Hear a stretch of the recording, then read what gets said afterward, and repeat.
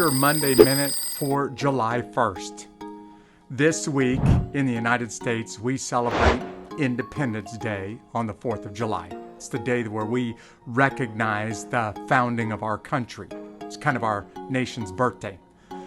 But I want to take a little bit longer in this video, and I want to describe real independence and where this comes from.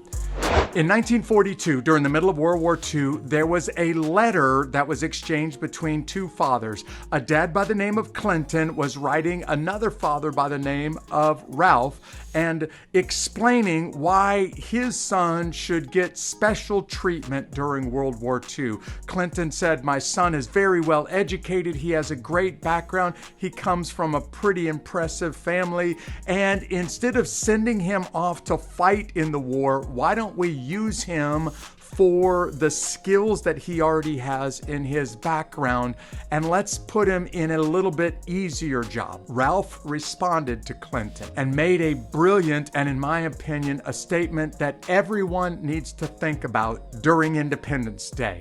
Even if your country doesn't celebrate Independence Day the way that we do in the United States. Ralph said, in order for us to be able to have doctors and lawyers and school teachers, there has to be a free society where that kind of lifestyle is possible.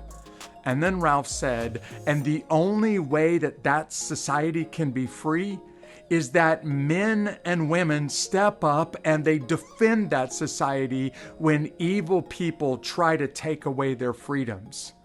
Ralph said, we need doctors. Our country needs lawyers and school teachers and all of these other walks of life. But without someone to fight and bleed and die for our freedoms, none of these professions matter.